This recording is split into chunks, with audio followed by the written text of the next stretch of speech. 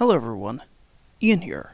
Welcome to the 5th video in a series I've been doing on detective stories in games. This is a standalone video. You don't have to watch the first 4 to understand this one.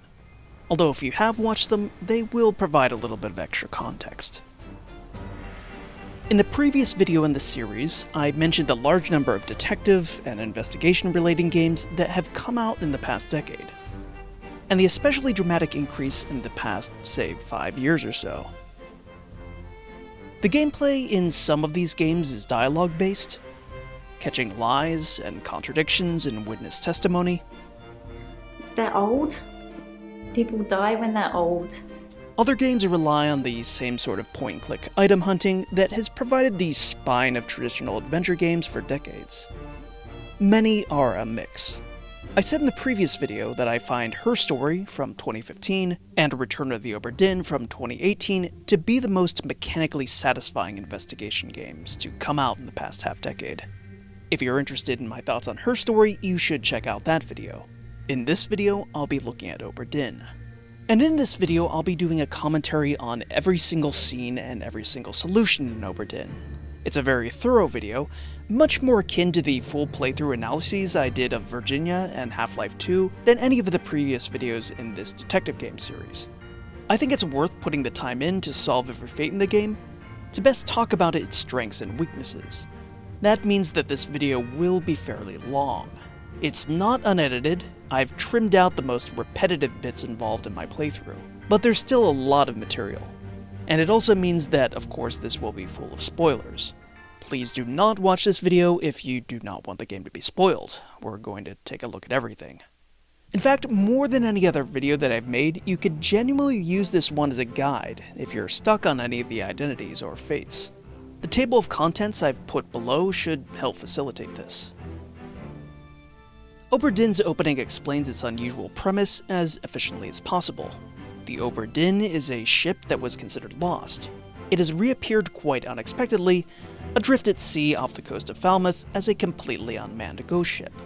You are an insurance adjuster for the East India Trading Company. Your job is to discover what happened to the ship, its crew, and its passengers. The company also wants you to assess what happened to the cargo, but that doesn't really tie into the game's mechanics. Instead, when playing the game, the fates of the people on the crew are your main concern, as a way of discovering how much in back wages need to be paid to whose estates. Company man woke me up. Said you'd need ferry to the Obra Dinn. There were 60 people on board the Obra Dinn, including all crew and passengers. 61 actually if you include an unidentified stowaway who died before they were ever discovered. Most of these people died over the course of the ship's voyage, but not everyone. A few escaped. You're not solving a series of murders, you're solving fates, which includes successful escapes from the ship, alongside deaths, which themselves can be broken up into the murderous, the accidental, and the supernatural. When you first climb aboard the ship, though, you seem to have no means of solving anything. This moment is very strange. I'm not sure why the game gives you these seconds to explore the main deck of the ship before handing you its primary mechanic. And what's weirder is that the amount of time varies. I've captured the opening several times, and this time it's 48 seconds, although other times it's been as low as 18 seconds. Slows things down for no discernible reason. I do like that I have time here to point out that this door is locked. That will be important later.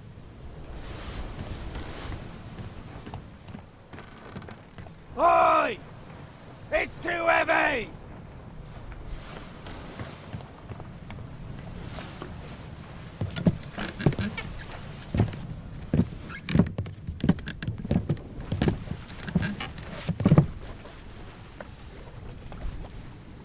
It's too heavy.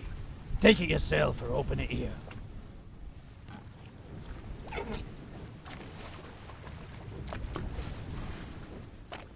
Okay, now we have a book, which is going to be crucial for our investigation. It's been left to us by one Henry Evans, who is currently living in Morocco, and this detail is also going to be important later. The book explains the working of a pocket watch, the Memento Mortem. This is the magical watch that gameplay in Return to the Obra Dinn is based off of. When pointed in the direction of a corpse, it will enable us to witness the last moment in that person's death. That witnessing takes the form of a visual tableau, frozen in time, which we can explore freely within certain spatial bounds, and also a few seconds of sound, which can often be crucial when providing context. The sound design and voice acting in this game is all uniformly excellent, by the way. There's only 17 minutes of recorded sound in total, if you line it up back to back, but there's 17 amazing minutes. Before we start using the Memento Mortem, I want to offer some general praise about how it works. Even though this watch gives us a magical ability to aid us in our investigations, it does not give us the sort of abilities we might be conditioned to expect from other detective games. In the first episode of this series, I cataloged some of the many magical technologies detective games hand players to highlight clues and help them make sense of the crime scene. We have impossibly smart smartphones, AR goggles, bat computer cowls. Sometimes this sort of clue highlighting is explained strictly in terms of character knowledge and intuition, as is the case in Frogware's Sherlock Holmes games and The Vanishing of Ethan Carter. But usually it's hand-waved away as magical, crime-solving clue cataloging technology. It is the preeminent crutch in detective games, and it is not present in Obra Dinn. It's one of the reasons I admire this game so much. Your watch gives you exactly one magical ability, to step into the moment of a person's death, frozen in time. There are also some shortcuts you can use to help you take notes on people's identity, which we will be talking about extensively. But Obra Dinn is mercifully free of vision modes and object highlighting. It's not the sort of game that's going to place a flashing sign over things to let you know they're important. It expects you to listen, paying close attention to dialogue and even accents, The beast is dead. and it expects you to look, actually honing in on environmental details and drawing conclusions from them.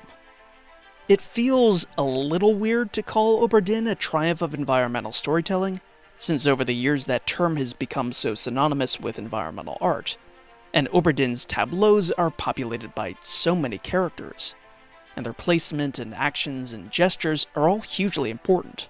But it's certainly a triumph of something, call it what you will. Perhaps exploratory audiovisual storytelling? Obra Dinn utterly rejects the hand-holding of vision modes, and forces players to get good at observing virtual environments and drawing their own conclusions. Even more traditional point-and-click style adventure games have the problem of hotspots, where the fact that an object is clickable clues you into its importance, and shapes your perception of the environment. Not as much as a vision mode in a 3D game, perhaps, but still some. In Obra Dinn, determining the importance of details is placed entirely on the players. With the exception of the tools the game provides for taking notes on character identity, it's possible to conceive of Obra Dinn not existing as a video game at all, but instead taking the form of a series of dioramas, or panoramas, or stages in a theme park ride, or one of those other delightful pre-digital computer immersive virtual environments. Now, admittedly, those IDing tools are pretty crucial from a gameplay perspective, which we'll get into, but it's a fun thought experiment to imagine a version of this game that's not only set in the 19th century, but actually came out in the 19th century. Okay, now let's use our watch. You always hear the sound of the scene first, Captain! Open the door! accompanied by intertitles for all the dialogue. These intertitles double as subtitles when someone's speaking in a language other than English. You bastards may take exactly what I give you! Bang! This man has just shot someone. In the neck. As you can see, we're in a frozen tableau. The edges of the scene fade away, letting us know the spatial constraints on how much we can explore. We won't be able to fill out the details of the fate until the book comes up. and we won't be able to bring the book up until this music plays out. Each time you view a fate for the first time, Pope makes you wait through about 60 seconds of music before you get the opportunity to put in the details of the fate. We sit and we wait, and eventually an iris effect closes down the scene and we're thrown into the book. I didn't mind this feature the first time I played the game, but I began to hate it as I replayed it. It slows gameplay down for no real discernible reason. I really like certain elements of the UI and UX in this game, but I also think there are a few stumbles, and this is one of them. I'll be cutting these sections out from future fates, both to streamline this video, and to keep me from complaining too much about a game I do genuinely love.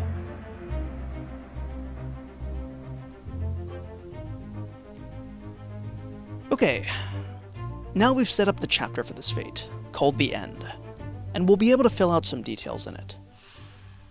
So let's get investigating, for real. If you zoom in on a character model, it will isolate them from the environment, and show you their picture in one of the illustrations that are included in the book.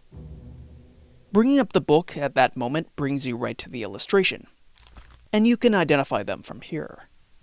The game explains to us that a person's picture being in focus means that they can now be identified. It warns us that determining everyone's identity and fate will not be easy, that decisive information is rare, and that we'll have to make assumptions using partial information. Some identities may only be revealed through a process of elimination.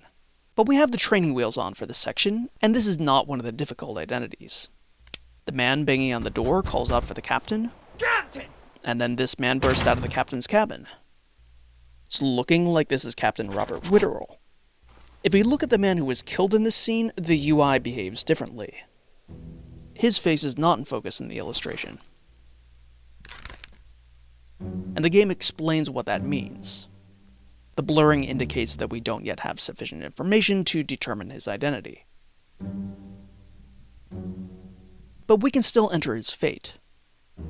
The game warns us that trying to guess people's names while their faces are blurred would be unproductive, which is a nice touch.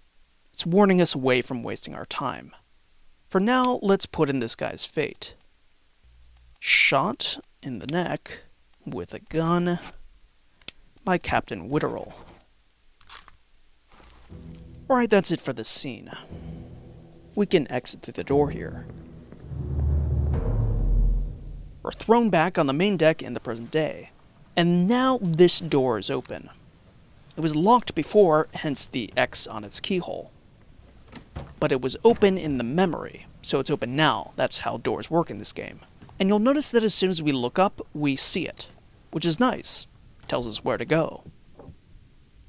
There's 2 corpses in the captain's quarters, and theoretically you can do them in any order, but there's another locked door here to the inner quarters, and it won't unlock until we view this corpse. I'm going to start with the other one first to keep things in chronological order. Where are they? Not much to view in this scene, but we do see a knife in the hands of Captain Witterell. They're at the bottom of The man he's attacking is out of focus, so can't be identified yet, but we can put in a fate. Knifed by Captain Witterell. That's it for this fate for now. See, these are getting much faster with editing, and they're only going to continue to get faster.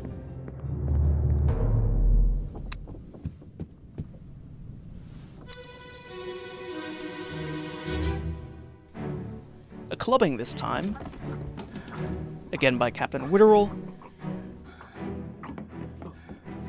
and again of an out-of-focus, currently unidentifiable man.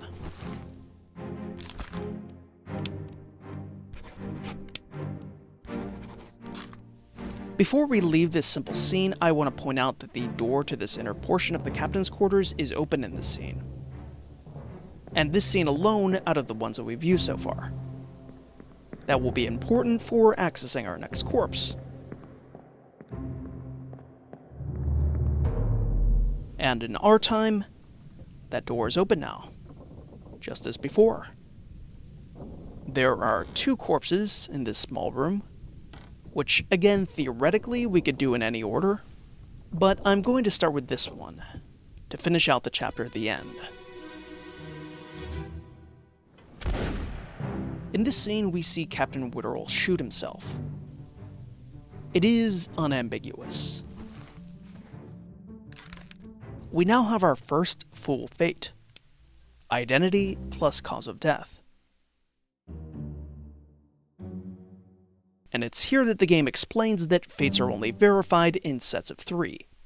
This prevents players from making wild guesses and happening upon correct fates without having seen everything.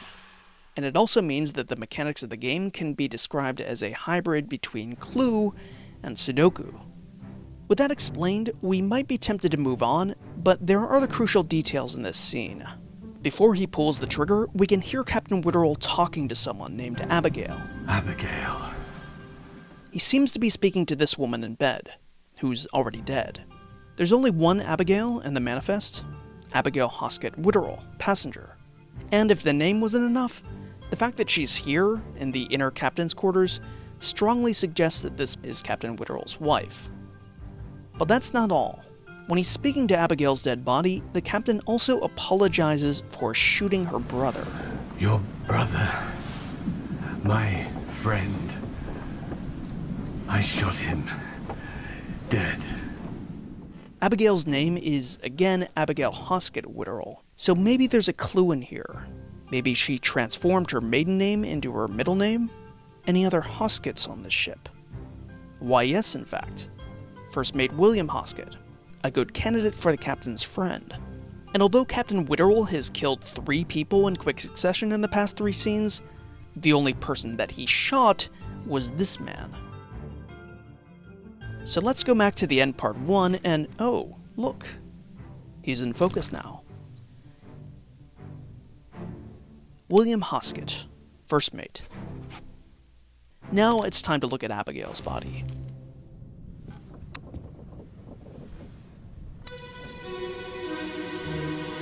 So far, the deaths involved have been human affairs, motivated by mutiny. This fate scene presents an abrupt change, cueing us into the true scope of the game's fates. Yes, this is a Kraken attack. And wonderfully staged, with some really nice verticality that will be a hallmark of some of the game's best staging.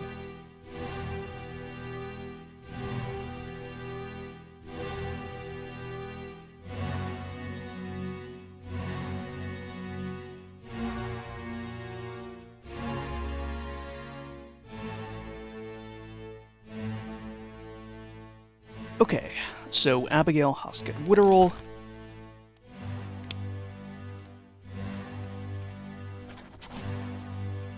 was crushed by collapsing rigging. And there it is. Our first musical fanfare announcing we've gotten 3 fates correct.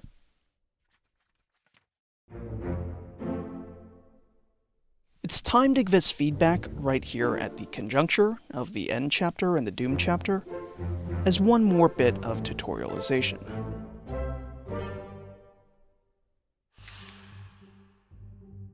But before we leave the Doom Part 8, I want to do a bit more identifying. In her dialogue, Abigail calls out to someone named Martin. And then Martin responds, saying, "Come here." Sounds like he's trying to guide her to safety. Who's our best candidate for this Martin fellow? I would say this man, right next to Abigail in the scene. So let's pencil in the only Martin on the ship. Martin Parrott, third mate. Now I want to pull your attention to these 2 women in the corner near the captain's cabin. Both of them are now marked as in focus, which should mean that we have sufficient information to determine their identity. If we try to do so, though, we get a warning, and the game introduces the pip system for deduction ratings. 3 pips means a difficult person to ID. But why are they in focus at all? Maybe because at this point we can at least narrow them down to 2 people? There are only 3 women with English names on the ship. We've already eliminated Abigail Hoskett Witterell, so that leaves Emily Jackson and Miss Jane Bird. Theoretically, we could swap between these two and see when something clicks. For now, I'm going to assign them each a name arbitrarily. I'll be getting back to these 2 women to make a later point. For now, let's just move on. The next corpse is different. We find it inside of the scene of Abigail's death. This is going to be how most corpses work from now on. It's relatively rare to find them on the ship in the current day. First, the watch highlights the corpse within the memory scene, and you have to find it in there.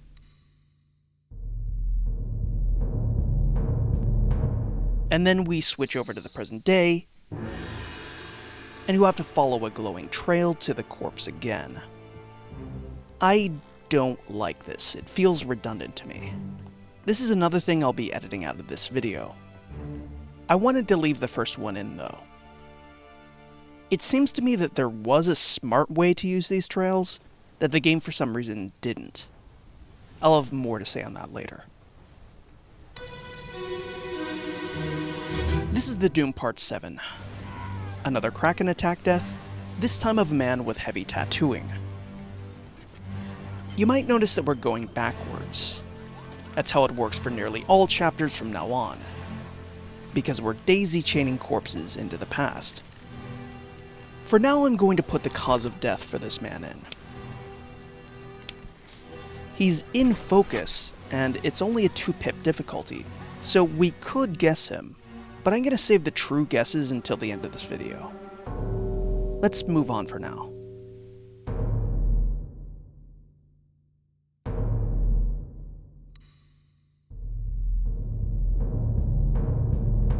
The Doom Part 6. An explosion. With some nice frozen-in-time particle effects.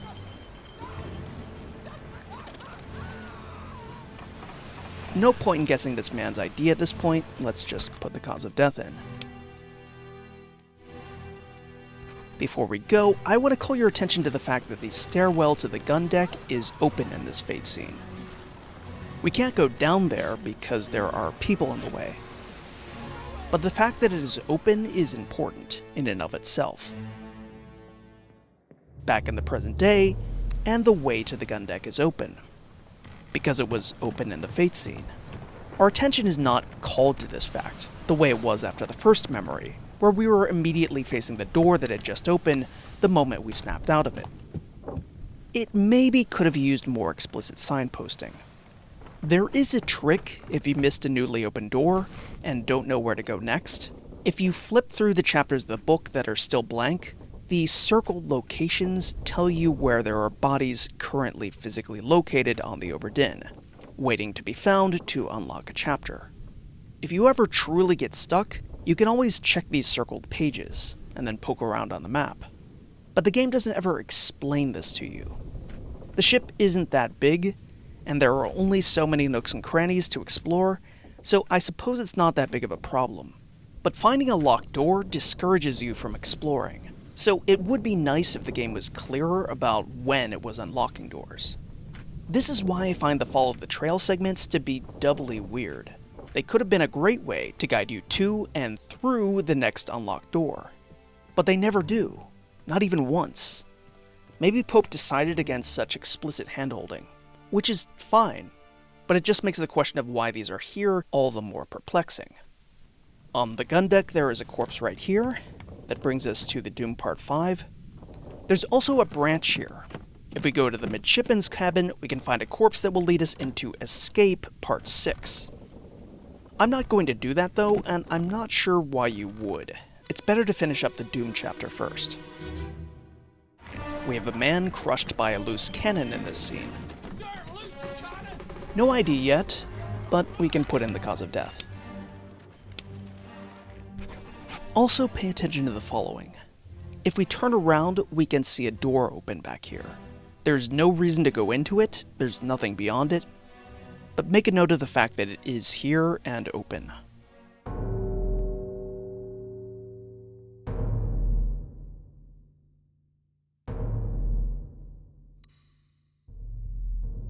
Okay, on to the next scene. The Doom Part 4.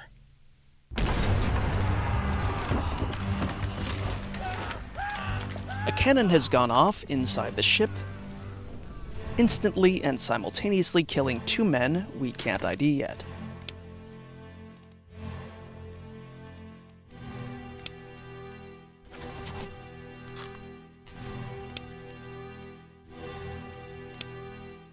The question of the attacker is actually an interesting one.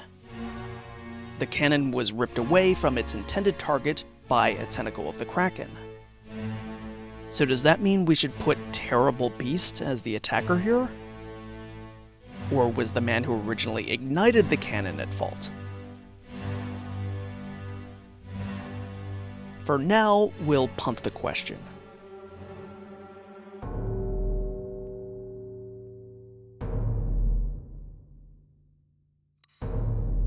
We're going to see the fate of the man who lit the cannon now, in the Doom Part 3.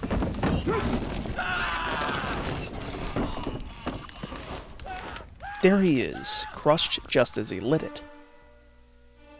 We don't have to make a call as to who is at fault yet, but this is an interesting trial run for a problem that will come up later. Okay, that's the end of that 3-death chain. To continue the Doom, we'll want to head out on the bow section of the gun deck, through a door that's now open. Remember this door? Yeah, it's that one. The one that did indeed open in the Doom Part 5, but was so out of the way there that there was no reason to notice it opening.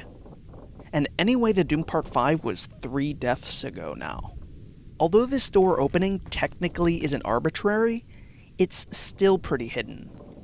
The Doom Part 2 is well hidden. Of course, if you really want to find it, you can always open up the blank pages of the chapter and see On the Bow circled, right there on page 75. But again, the game doesn't explain this. There's no point in complaining about poor signposting here. Pope is obviously making an intentional decision to be cagey about when exactly certain out-of-the-way areas become accessible. It's just weird is all. A man relieving his bowels off the side of the bow gets some unwanted help from a Kraken. The clue to this man's identity is the fact that he doesn't show up in the illustrations. He is the artist. So when we look at his portrait, it's just a signature. ES for Edward Spratt, artist.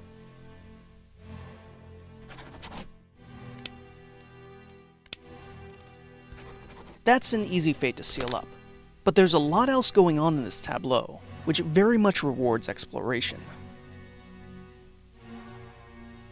This guy, no, there's nothing definitive about him yet.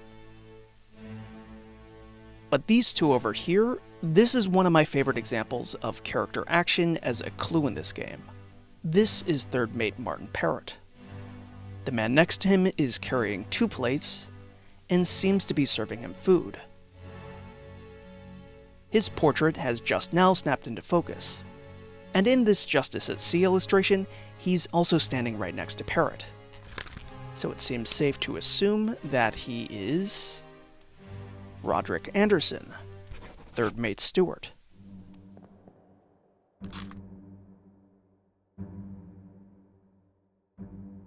There's another pair of people on this deck that I'd like to call our attention to. The man right here is not yet in focus. Not yet. And yet this man, sitting across from him, drinking with him, is. We're being told right now that we've gained a crucial bit of information about this man in this scene that we didn't have before. I have some gripes about the focus mechanic in this game that I'll delve into later on, but this moment isn't one of them. This is an ideal moment in the game for showing the potential of the focus snapping as a tool to, well, focus our attention. There's a visual detail here that we should be looking for. But I'm actually not going to spoil what's going on here just yet. I'm going to leave this sailor's identity up in the air for a little longer so I can reveal the particular environmental detail in question more dramatically later on. The next body for us to find is up on the main deck. There's a whole other deck open in this tableau, in addition to what we just explored. I didn't even show it to you.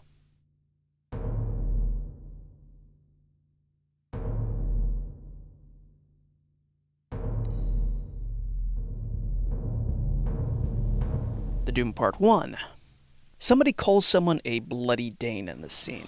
Over my dead body, you bloody Dane. Huh? How's that? And also accuses them of killing his brother. You killed my brother. The man who's speaking then attacks the man he's speaking to. Since the attacker has a brother, we're looking for 2 men with the same last name stationed on this ship. On the manifest, we have a Nathan Peters and a Samuel Peters. I'm going to pencil in Samuel Peters as this man's identity for now. As for the man he's attacking, there's only one Dane on this ship, Lars Linde Seaman. So let's put him in.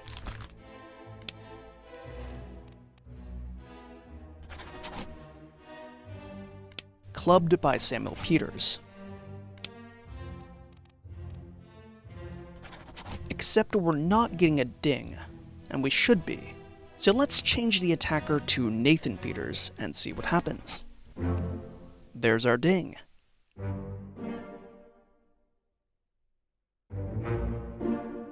I had the identities swapped. Samuel Peters is the man who must have been killed earlier, and Nathan Peters is the one who's still alive in this scene.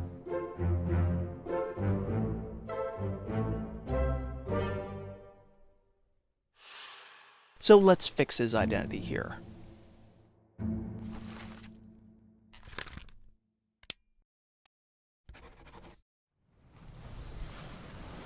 Once you've viewed all parts of the Doom chapter, the book shows you a list of disappearances, people whose fates were not witnessed by anyone and cannot be confirmed without doubt.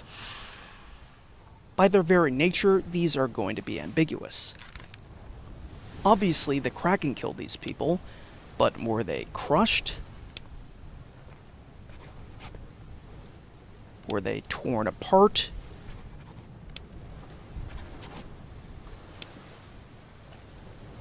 Were they drowned? Well, I'm going to let you in on a little secret, which is that you can put any of these 3 for any of these men. Maybe even more, I haven't checked. But I'm just going to put drowned for all of them for now. I'm also going to take a moment to take a stab at the identity of this man. He's in focus already. We haven't seen him in very many scenes, but he doesn't appear in very many scenes in the game at all. There he is there in one of his few appearances. The biggest clue to his identity is actually not in any scene, but in the Justice at Sea illustration, where his hand is on the wheel. A quick trip to the book's glossary shows that the helmsman is the only crew member who would ever really have his hand on the ship's wheel. So let's plug Finley Dalton in for this identity, and give him the same drowning fate as everyone else. Okay, now back to the midshipman's cabin to open up a new chapter entitled Escape.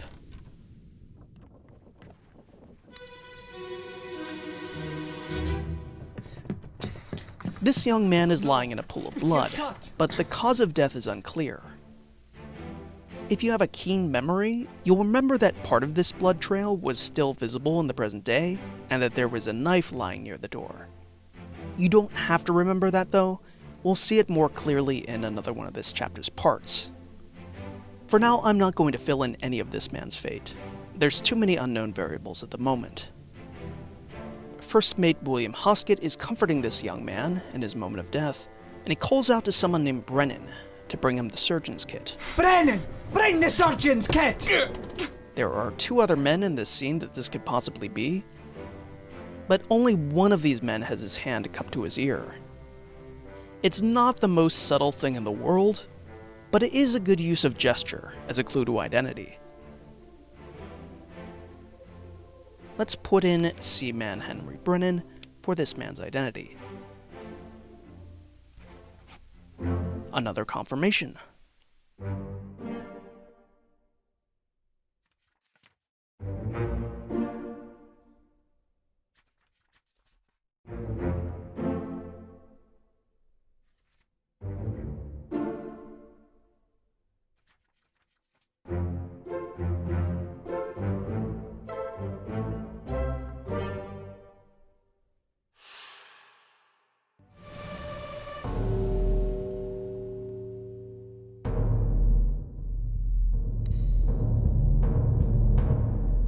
Escape Part 5 is the fate of another man we can't identify yet.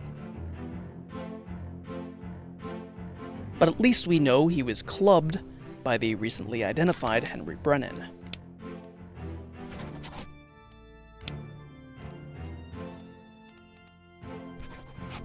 It looks like he did so after shooting someone else, so this chapter is a real pile-up of murder. And if you follow the blood trail, this is the scene I was talking about where you can clearly see the knife.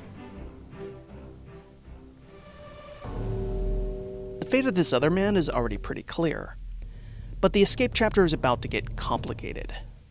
The sequence and motives for this series of deadly encounters is all twisted up. In the audio of Part 4, we hear the voice of a young man, presumably the young man in the midshipman's cabin who died in the arms of the first mate, trying to warn the captain about a mutiny. Mutiny! Mutiny! There is an audible scuffle, and we hear him get attacked. Although we know he won't die until a couple of scenes later. Then someone gets shot. And presumably it's the person who attacked the young man. So in this scene, a shooting, a young man already stabbed and crawling away to die, and unbeknownst to the shooter, Henry Brennan at the top of the stairs, waiting to come down and club him to death. A lot going on here. And unfortunately, the identities of many of those involved are still in doubt, including the man shot in this scene and his shooter.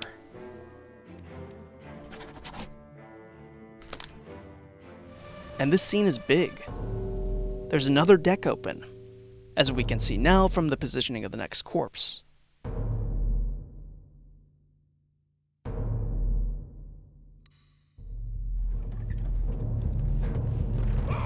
In Escape Part 3, this man is shot by one of the two English women on the ship.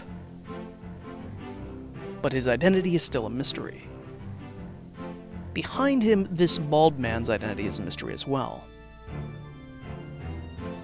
We did see him before, in the end. In fact, all of the mutineers from the end are assembled here. Speaking to the close proximity of this chapter to the final one, gonna leave this blank for now. Too many unknowns.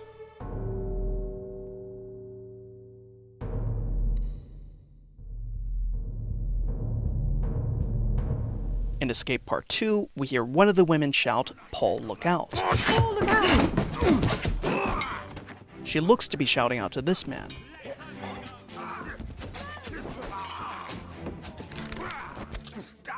So let's plug his name in as Paul Moss, first mate steward, and the only Paul on the ship. Killed with a sword, but his attacker remains unidentifiable at this moment. We get a better view of who all is on this lifeboat, attempting to escape in this scene, presumably giving this chapter its name.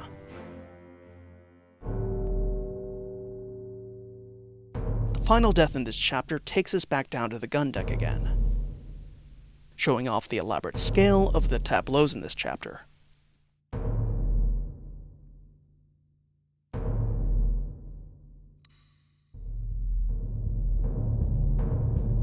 Escape Part 1 shows us one last Kraken death left over from the Doom, as this man bleeds out from a missing arm.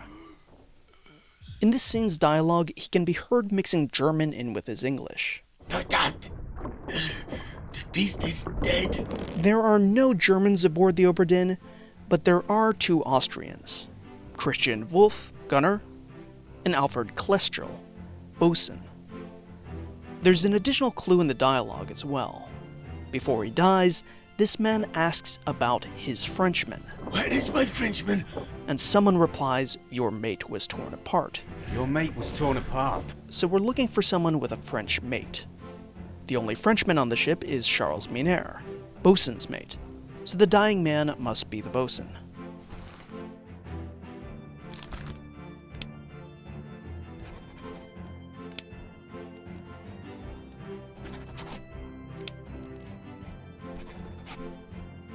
Before we leave this scene, I just want to point out that we see the first mate walking out of his quarters here, which we can't enter but the door of which is open, and also see this young man lifting up the door to the orlop deck. Escape is quite a chapter. It's among the most ambitious in the game when it comes to pushing the limits of sequential tableaus, Obra Dinn's chosen mode of audiovisual storytelling. Unfortunately, it's somewhat frustrating the first time through, since you can positively ID so few of the people involved. It improves upon revisiting, which is true for most of the game scenes, but there's something to be said for first impressions. We don't know what happened to these people who boarded the lifeboat. I'll be waiting to fill out this section until we have clearer clues. Back in the present day, the door to the first mate's cabin is open now. There's a corpse in here that triggers the chapter Murder, but instead of triggering that, I'm going to head down to the orlop deck, also now unlocked. Here there are 2 more chapters we can initiate now. This cow's skull will initiate the chapter A Bitter Cold, but I'm not going to do that yet. Instead, I'm going to follow this faint trail of blood into the port walk, where we can get started on the chapter Soldiers of the Sea.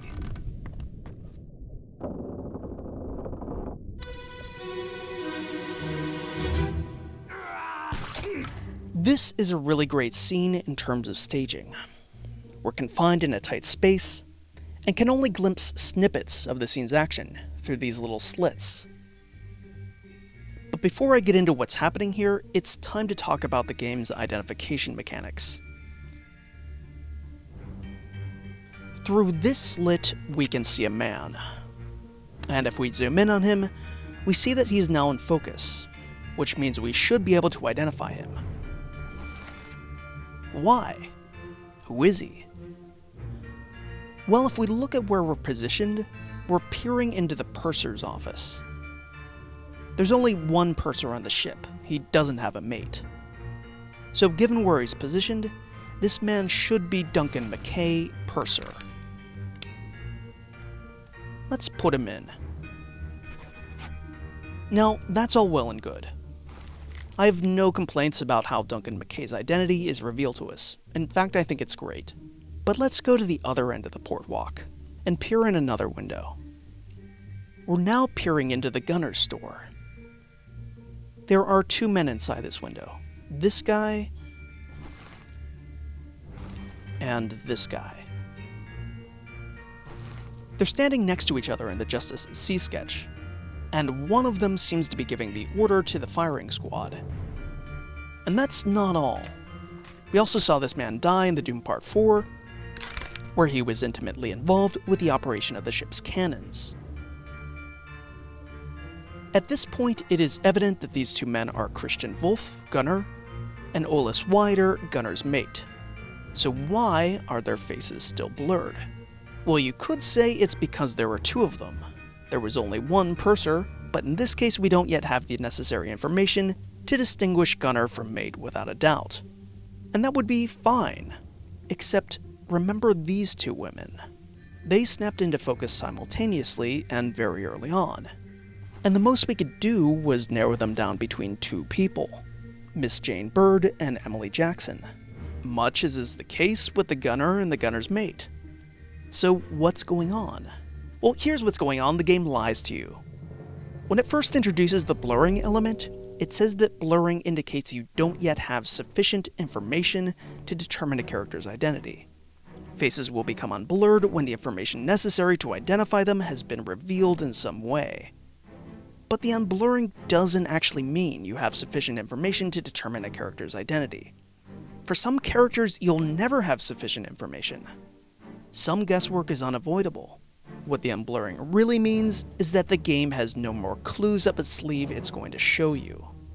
I don't mind how this works, but I wish the game would communicate it to you better.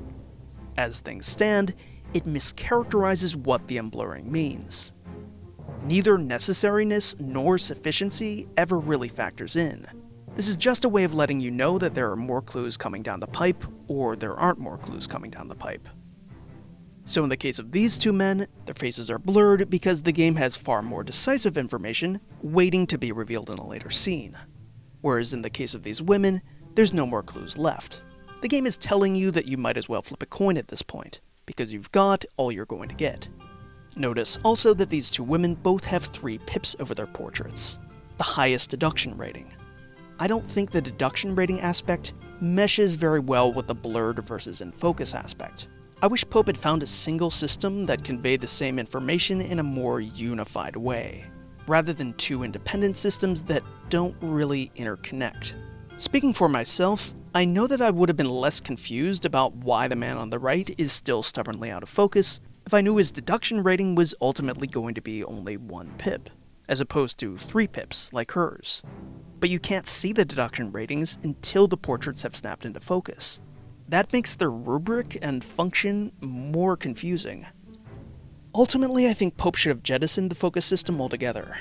He could have kept a pip system, maybe one that also indicated when there were crucial scenes still unviewed that you should wait on before guessing. Anyway, back to the person who actually dies in this scene. He is in focus already, despite the fact that we've only ever seen him in 1 memory. But he has 3 pips, which lets us know we're going to have to guess based on very little. Through this window, we can see some sort of crab monster. And we can also see a likely cause of death. This man is firing a gun, and tracing the trajectory, it looks like the bullet missed the crab and hit our man here. This man is just a little too far away to be zoomed in on though, so we can't identify him yet. The staging in the scene is actually my favorite in the entire game, and here I've spent the whole scene complaining. Let's just move on.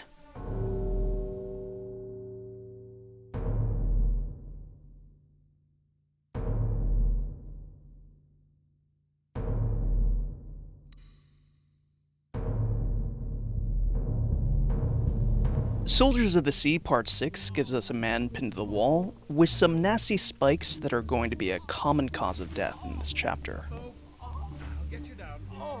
His ID is a mystery so far, but let's put in that cause of death.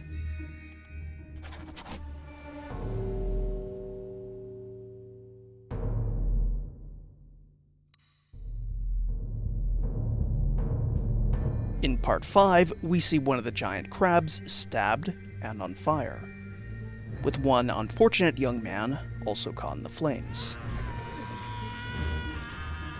So let's put that in for him.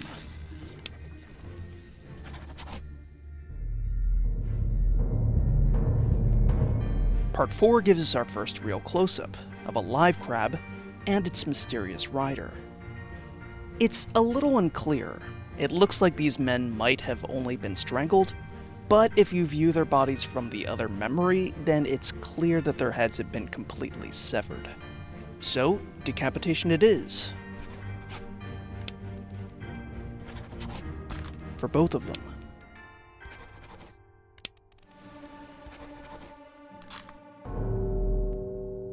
The next body is... oh wait, that's not a body, that's just a burning lantern. The actual next body is up on the gun deck again. This was a multi-deck struggle against these creatures. In Part 3, a man who throws an axe at the creatures gets impaled by spikes for his trouble. If you listen to the dialogue of this scene, he refers to someone as boss. Come on, boss. Which likely means he's someone's mate. But we don't have enough to go on to positively ID him yet, so we'll just log the death for now. Up a deck again. This time to the main deck.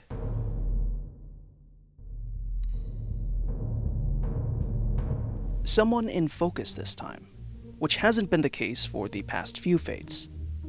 The crucial clue to this man's identity actually comes not in Part 2, but instead back in Part 3. Where someone warns that the crab creature has already done for Nick. Stay back! It's already done for Nick. Stitching together this sequence, we can assume that it's Nicholas Botterill, the only Nick on the ship, who is done for in this scene. Impaled on the spear of one of these crab riders. The crew's reactions to this event stretch around behind us. This scene is really well staged.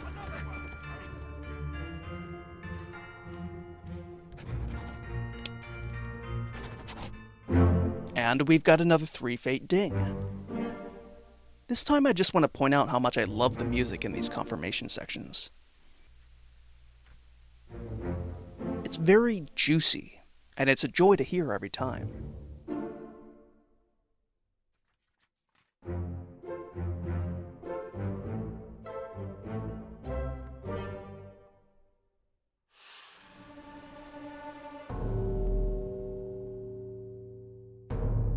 The transition to Soldiers of the Sea Part 1 hinges on this falling man. And here it is, my favorite scene of the game.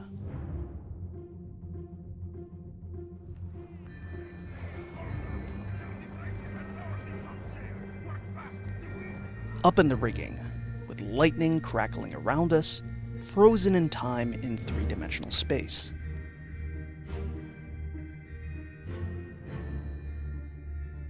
Far below us, the crabs stealthily crawl up onto the ship, ready to wreak havoc on the still unaware crew. Such a great use of verticality in this scene.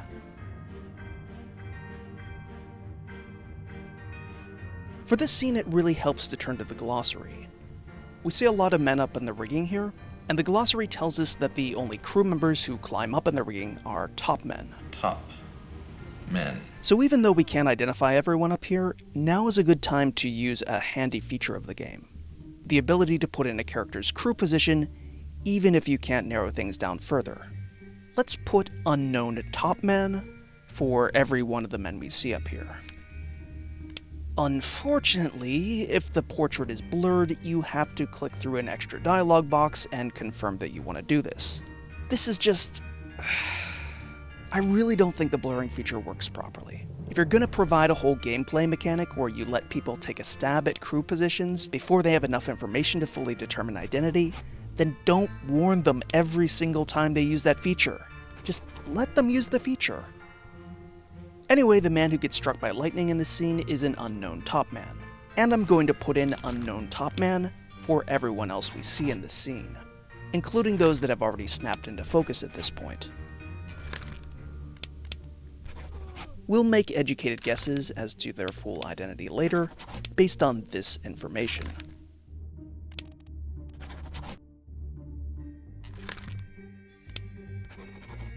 Okay, we're done with Soldiers of the Sea for now, although there's a hidden Part 8 that we'll find later. Let's move on.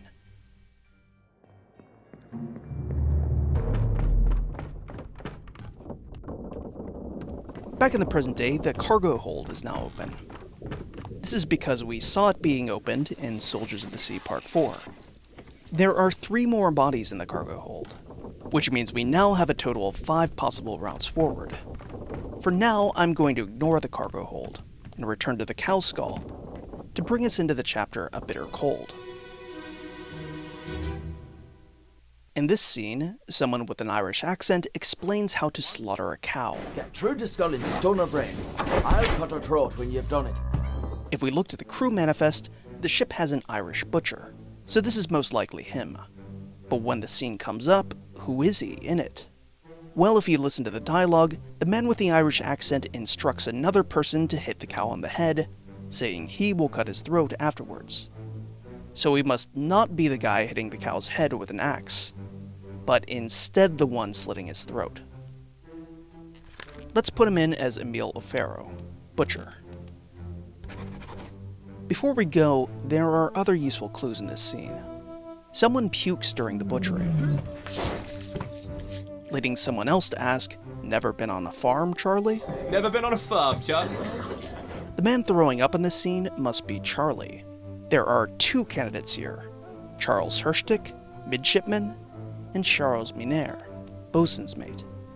Since Miner is French, it seems unlikely that he would use Charlie as a nickname. But there's one other detail that cinches this. Although the other young man refers to him as Charlie, the butcher calls the puker Sir. You all right there, sir? Why would he refer to him as Sir, when he's younger than him and seems to be acting as an apprentice? A trip to the glossary entry for midshipmen helps us out here. It explains that midshipmen assist the tradesmen of the ship, but are also of privileged status. Charlie assisted with the butchery, And the butcher is calling him Sir, despite his age and apprentice status. Sounds like a midshipman, which leaves us with Charles Herstick, midshipman.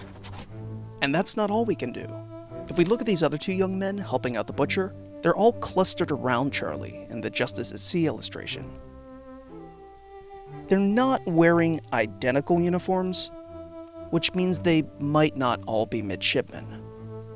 But this one is the one who was stabbed in Escape Part 6. He died in the midshipman's cabin. And based on the blood trail he left, he expended his last bit of energy to crawl there while bleeding out. So it's no accident he's there. His last words are an apology to Pete's mother. So we can guess he's not Peter Milroy. That leaves Thomas Lank among the midshipmen. So this man was knifed, attacker still unknown, but he is Thomas Lank, midshipman. Now, who is Pete? Thomas said he tried to pull him back in his moment of death. I tried my best Aye. to pull him back, to save him. Let's trace back to the scenes Thomas appeared in, looking for a moment where he pulled someone back. A good candidate is the Doom Part 6, where he can be seen yanking on a rope attached to the exploding man.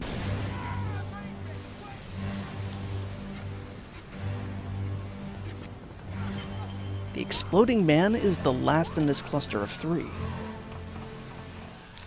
So let's posit that he is Peter Milroy, midshipman. There we go. Up to 15 fates confirmed. A quarter of the game.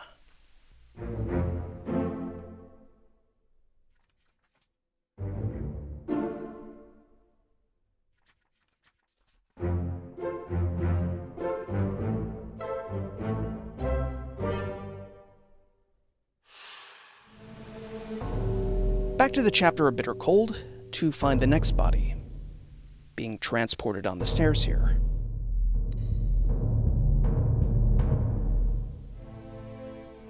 A man dies of illness in A Bitter Cold Part 2, who we don't yet have the means to identify. Let's put his cause of death in for now, and there's more we can gather from this scene. We're in the surgery room now, and this man, seated by the sick man, is briefing third mate Martin Parrott on the situation. Same as the other fellow. Some lung disease, not consumption. Made worse by the cold. Meanwhile, this other man is snoozing in his chair. Picked it up at the Alaska house. I checked all hands just now. Given that this man is giving the authoritative report to Parrott, it seems most likely that he is the head surgeon, Henry Evans. Which means that the sleeping man also stationed in this room is the surgeon's mate, James Wallace. Another death from illness in this area, leading us into one of the most pivotal scenes of the game when it comes to identifying crew members. Someone's calling out to the dying man in this scene, calling him Syed. Syed? Syed Utho. So it seems safe to assume that the man lying in the hammock is Seaman Solomon Syed.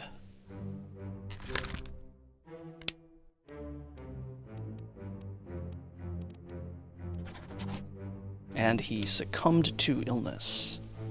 Easy enough. Now, time to notice some details. We already know where Syed is positioned, and if we look at the tag on his hammock, it has the number 54. In the crew and passenger manifest, Solomon Syed appears under the number 54. So maybe there's a correlation here? This man died in A Bitter Cold Part 2, and he's now in focus, which he wasn't in that scene. Maybe it's because we see him in his hammock here? He's in hammock number 51. So let's try putting in 51. Renfred Rajoub is his identity. And there's our confirmation. Not just of these 3 fates, but of the correlation between hammock number and manifest number.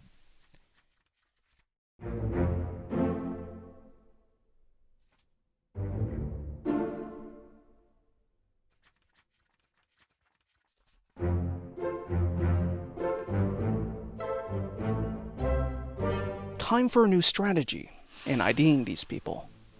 In this particular cubbyhole, with the 2 Indian seamen, we have hammock number 51, hammock number 53, hammock number 54, and then an unnumbered hammock, simply marked by X. 52 seems to be missing. Let's take an educated guess that this is actually hammock number 52, which would make this man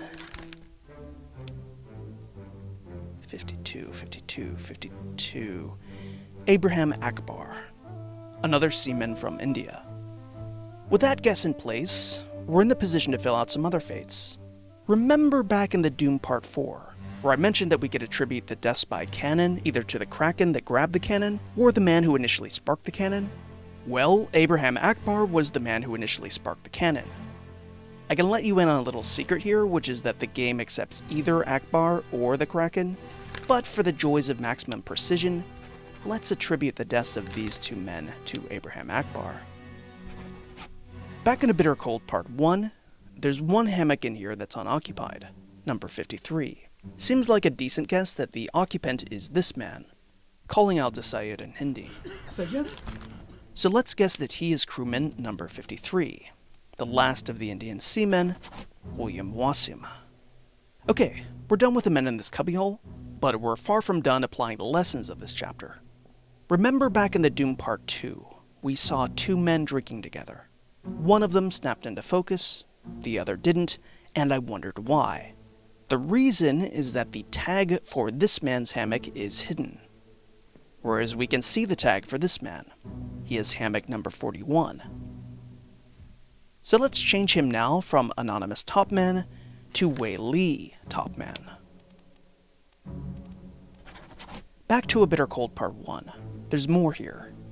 Elsewhere on the gun deck, there's a group of men playing cards. Based on the dialogue that opens this scene, it seems that these men are Russian. 2 of these men have portraits that are still blurred. But one is in focus. And we have marked him as a top man already, because he was one of the men we spotted up in the rigging. The other 2 men are most likely the 2 Russian seamen. But there's only one Russian top man. So let's say this is Leonid Volkov. Now we have a situation. We've made enough guesses that we should be on track for a confirmation ding, but none has come. Something must be wrong. The most likely culprit is the attribution of Volkov's death to Miss Jane Bird, which was never anything more than a 50-50 guess.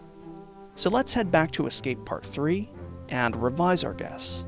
This woman who shoots Volkov is in fact Emily Jackson. And there's our confirmation. Things are speeding up. We're up to 21 fates solved.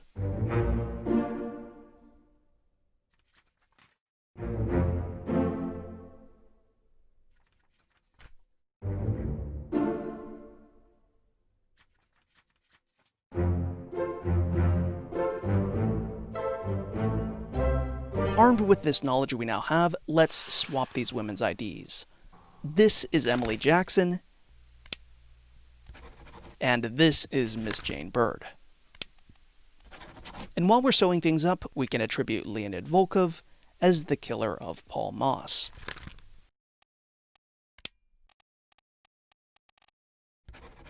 Okay, all of that thanks to what we learned in A Bitter Cold Part 1. We have all that stuff open in the cargo hold, but let's go up to the first mate's cabin and get this skeletal leg in here to open up the chapter Murder.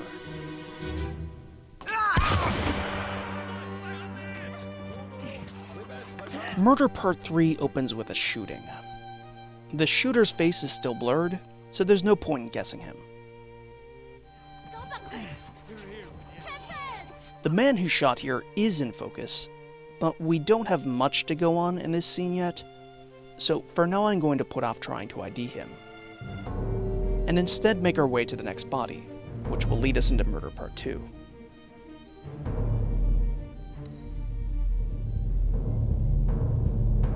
Murder Part 2 presents us with a scene we've seen many times before. The execution by firing squad depicted in the Justice at Sea illustration. The captain's pronouncement names the man to be executed as Hock Sang Lao. Hock Sang Lao, you have been found guilty by self-confession. So there's no mystery as to this man's identity.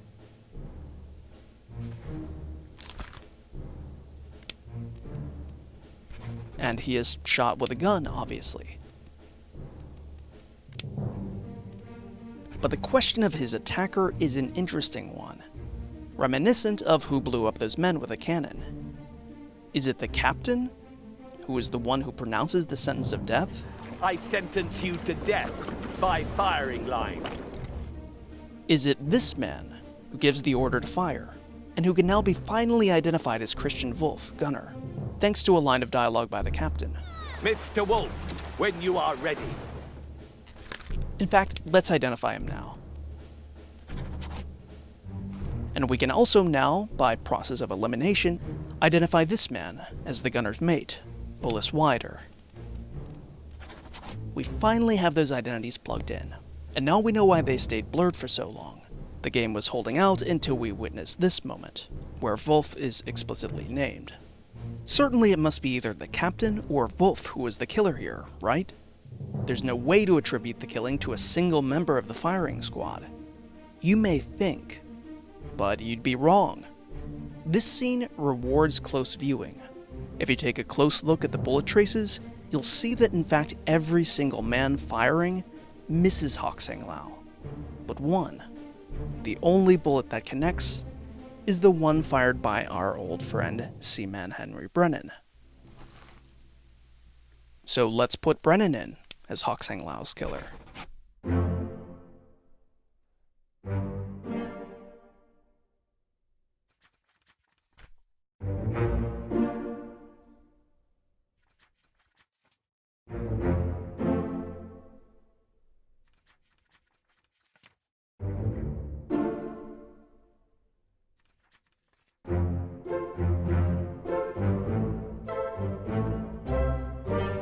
We're not done with this scene.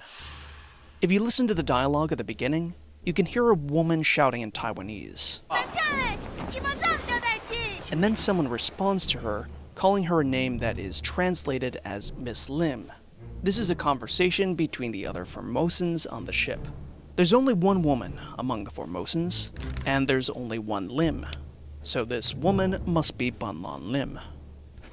Something else we can do now is jump back to Escape Part 4. Thomas Lank was crawling away from a man getting shot in this scene, who we previously assumed was his attacker. And now we can identify that man as Ullis Wider, so we can finally plug in Ullis Wider as the man who killed him.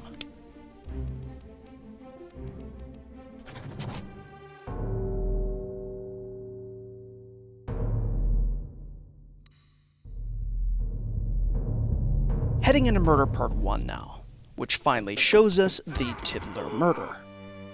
It's a little difficult to tell what's going on in this struggle, but it seems like the man is getting stabbed. Over in this open cabin, we see a glowing shell. And outside it, Hock Sang Lao, who's been knocked out.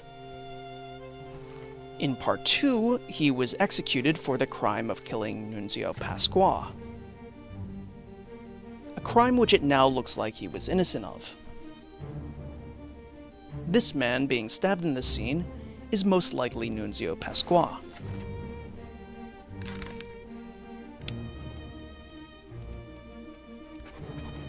But who is this man who's stabbing him?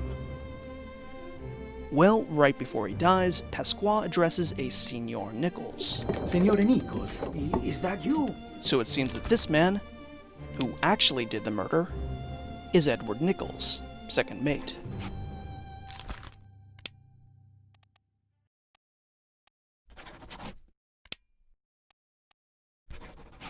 That's all for Part 1, but let's go back to Part 3. We can now identify the shooter in the scene as, again, second mate Edward Nichols. As for the man being shot, there's not much to go on. He says one line before he dies. It's only 3 words. Give it up. But if you listen closely, you can just barely discern that he has a Scottish accent. Give it up! There are 4 Scottish people on this ship, William Hoskett, first mate, who we've already identified, Duncan McKay, purser, who we've already identified, Abigail Hoskett Witterell, wife to the captain, who we've already identified, and finally Timothy Bootmont. Bootmont? That doesn't sound Scottish. Anyway, Timmy is a top man. And although this man wasn't among the men we saw in the rigging back in Soldiers of the Sea, he is climbing out of the rigging here. And if we check out the underway illustration, he's seated with a row of people on the edge of the ship, all of the rest of whom we've identified as top men. So let's make a guess that this is Timmy. It's never the case that accent is the only clue you get as to character identity. But it is often a useful indicator, alongside other clues, if you've narrowed things down far enough.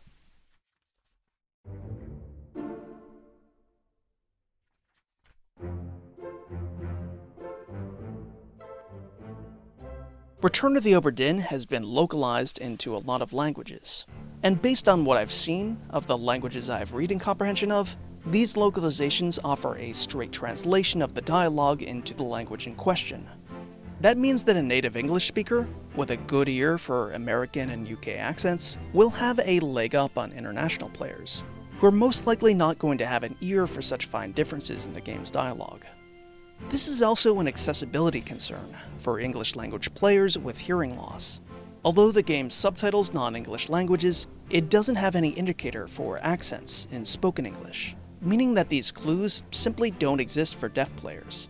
To be perfectly honest, I really like how the game rewards close listening, and thinks to include spoken accents as one more nuance in its thick weave of audiovisual clues. I think Obra Dinn would be a lesser game if it didn't do this. But simultaneously, I have to acknowledge that the greater uses you make of a medium's complete range of possibilities, the more you're going to run into accessibility issues. It's an insoluble problem, really. Although a lot can be done to ensure the accessibility of games, and developers who take the time to provide options for the hearing impaired should be lauded for their efforts. The fact remains that art that takes full advantage of the complete range of audiovisual experience is always going to be inaccessible in some respects, to those without hearing or those without sight. It's finally time to head to the cargo hold. And as I mentioned before, we have 3 possible branches here. This leg bone hidden behind the steps will bring us to the chapter Unholy Captives. Meanwhile, towards the bow end, there are 2 doors. The crab carcass behind this door leads us to the final part of Soldiers of the Sea, Part 8. But I'm instead going to go through this door, and initiate the short chapter Loose Cargo.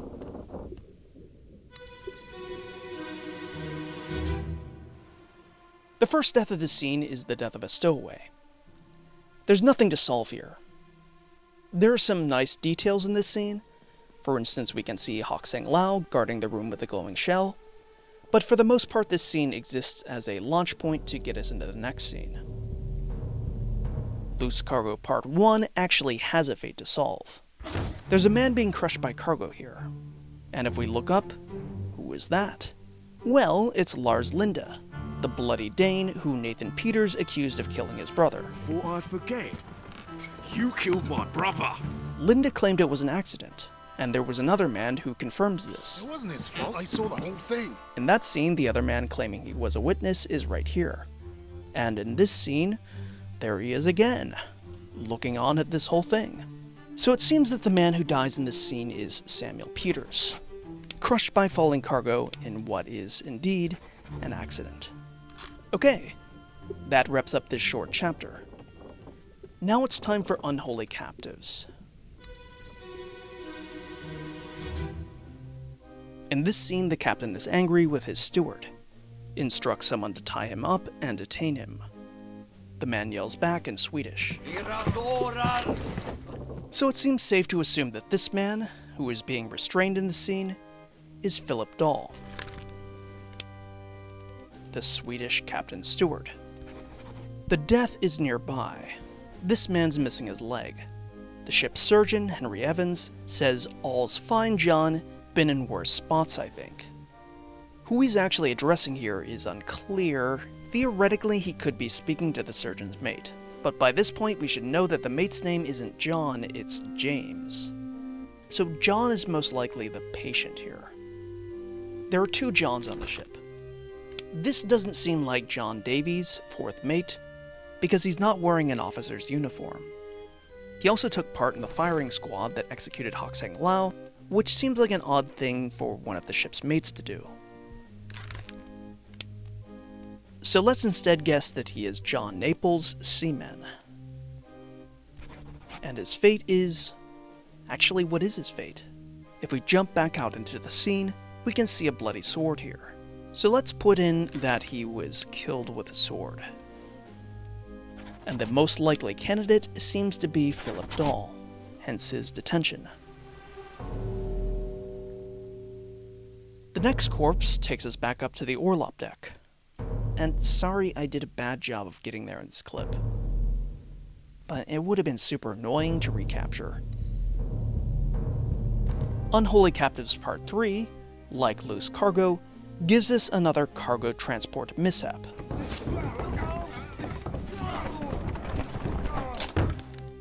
This time it's Seaman William Wassam who is crushed. They seem to be unusually clumsy with the cargo on this ship.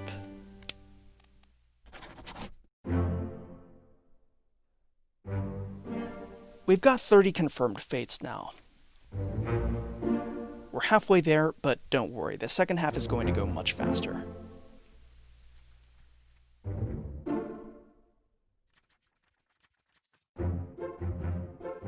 Before we leave this scene, there's an important detail to take in.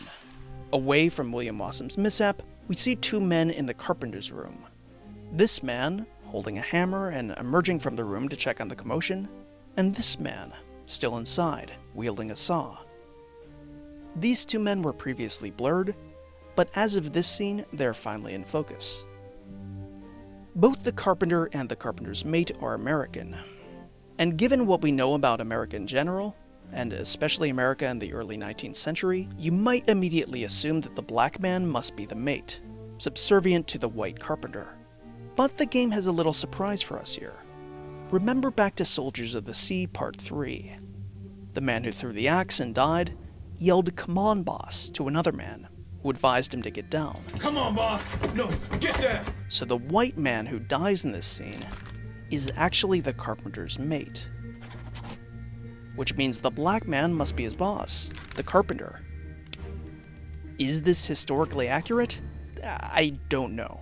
But at least it keeps us on our toes, and forces us to actually listen to clues rather than rest on our assumptions, which in my book is good game design.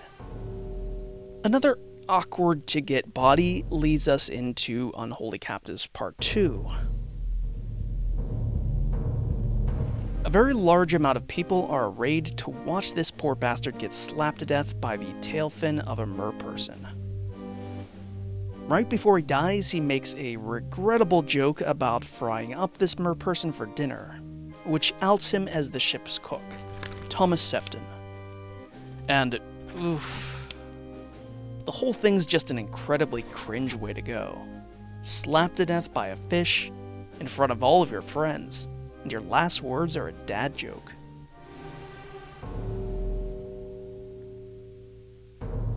We change decks yet again, and I get lost on my way up yet again, as we transition from Unholy Captives Part 2 to Part 1, to close out this chapter.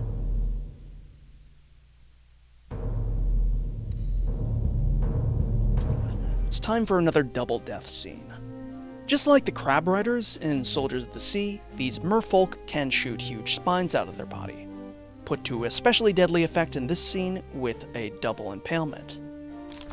One of these men is blurred, and the other is in focus, but for now I'm just going to put in the cause of death for each. Up on the main deck here, there's a body that can lead us into The Calling, the final chapter you can access from the ship itself.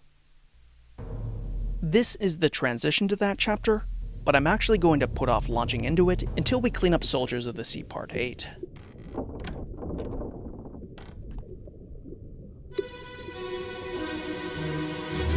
This scene shows us the fate of Winston Smith, carpenter. impaled by the second crab rider, but gets revenge in his final moment by blasting the crab rider to death. It's a wonderfully rendered scene. And despite the fact that Smith is a minor character in the grand scheme of things, figuring out his identity is a memorable moment in the game. So this heroic last stand feels like a nice send-off for this character.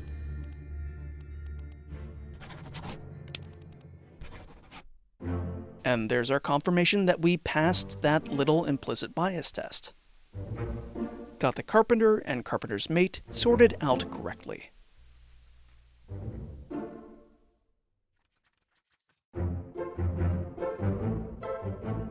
Now it's time to transition to the calling.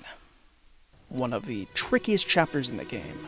We start out with second mate Edward Nichols, the murderer from the murder chapter, getting shot as he returns to the Obra Dinn from an expedition made with 2 of the ship's lifeboats.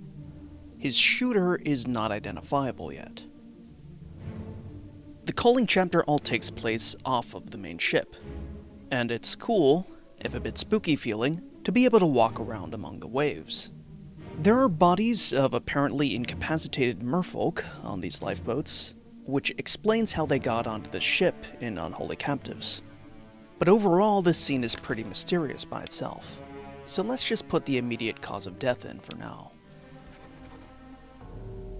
All of these people died outside of the Obra Dinn, so we're going to be finding a lot of corpses on lifeboats in this chapter. In the Calling Part 5, we see one of the Formosan men burning to death, after having opened a cabinet that looks a lot like the one we saw housing the strange glowing seashell in Murder Part 1. If you look closely in this scene, you see another glowing shell, seemingly brought on board the boat by one of the merfolk. Curious. This man's face is still blurred, but we can put in the cause of death.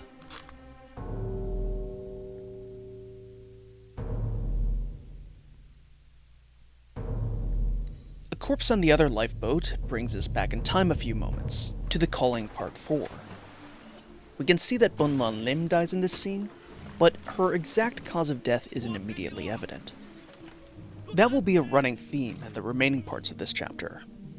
In a couple of the coming fates, cause of death is much more clearly ascertained in scenes other than the ones where the person actually dies.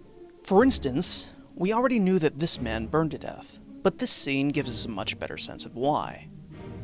It seems that the content of the cabinet set off a huge wave of energy, and it's this energy that pacified the merfolk, allowing them to be brought onto the ship, and ultimately killed that man.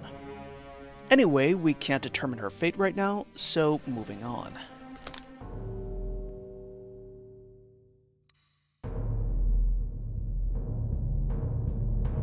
The Calling Part 3 performs a little switcheroo. We can see Bun Lan Lim's cause of death now. She's clearly being strangled by a mermaid.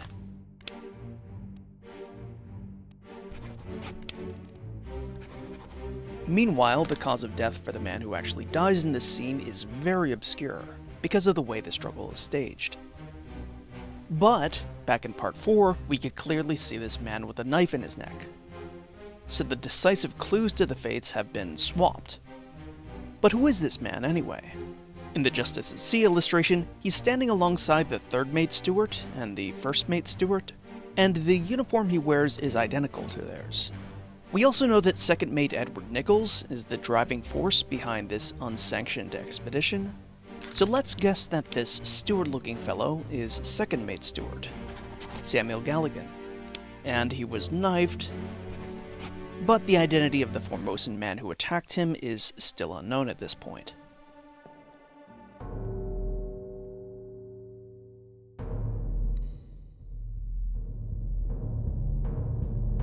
The cause of death of the man who dies in the Calling Part 2 is evident. He dies of a spear through his neck. It's his identity that's the trickier part. Again, we're reliant on clues in another scene.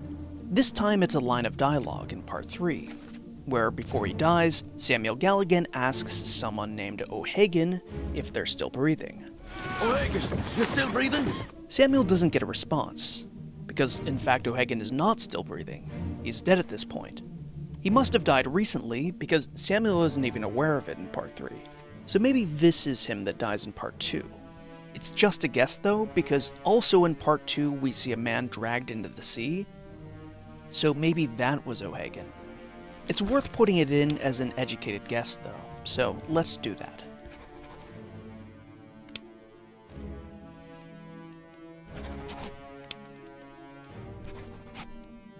Also in part 2, someone is referred to as Beng in Taiwanese. Where is he? So let's put this mystery Formosan's name in as It Beng Sia.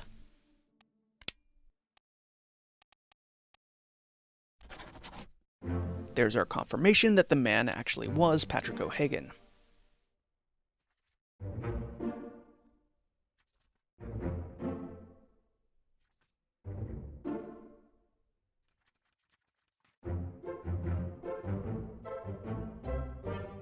And we can add a little more information as well, because we now know the identity of who killed Galligan.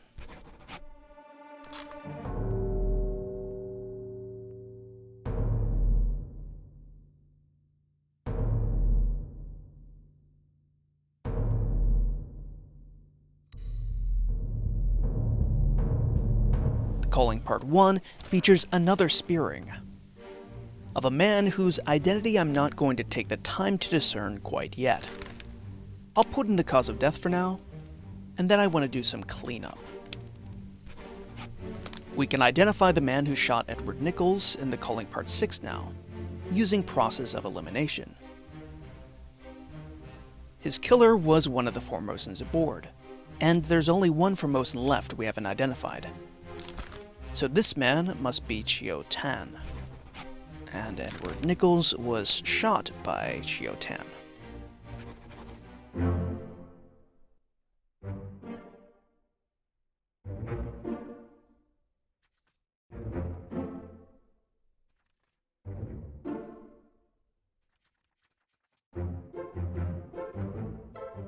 We can do yet another process of elimination identification now. We've ID'd the first mate, second mate, and third mate. There's one other man wearing an officer's uniform, separated from the rest in the Justice at Sea illustration, and he must be John Davies, fourth mate.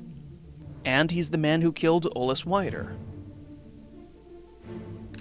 before getting killed himself by Henry Brennan. Exiting The Calling Part 1 brings up the disappearances section of that chapter. There's no actual mystery to these disappearances. In Part 2 and Part 3 of the chapter, we can clearly see both of these men being dragged into the sea by merfolk. But because their bodies are lost, they count as disappearances. I'm not actually going to fill in these disappearances yet. First, I want to take up the disappearances from the Escape chapter. In Escape, we see who we can now identify as ship surgeon Henry Evans leaving the Obra Dinn via lifeboat with the others. When I first played the game, I used the map at the beginning of the chapter to try and narrow down their position. They left the Obra Dinn when the ship was about equidistant from the Azores Islands and the Canary Islands. So we can guess that Henry Evans is alive, and that he escaped to one of those clusters of islands. Except neither of them is correct. We can tell because we're at the point where we should be getting a ding for 3 correct. It's not actually the map you should be looking at here, but instead the very preface of the book. This was Henry Evans's book, before he mailed it to you in that box from the beginning of the game. And here it says that we should return the book to him, guaranteed post, to the French Office of Affairs in Morocco. So he's alive and in Morocco. Morocco specifically doesn't show up in the choices as to where he may be, but Africa does. So let's put that.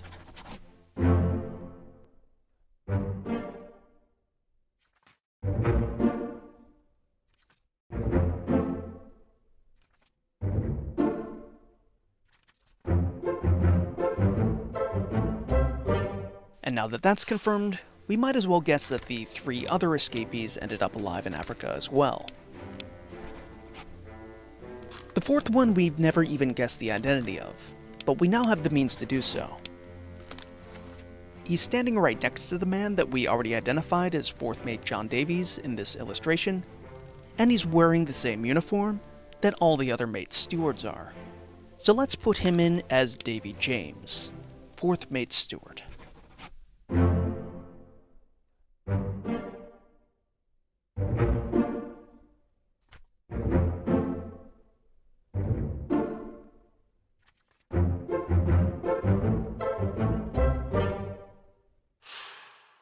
The Calling is the last chapter available on the ship, and once you've finished viewing it, a storm starts. Boy! In there somewhere!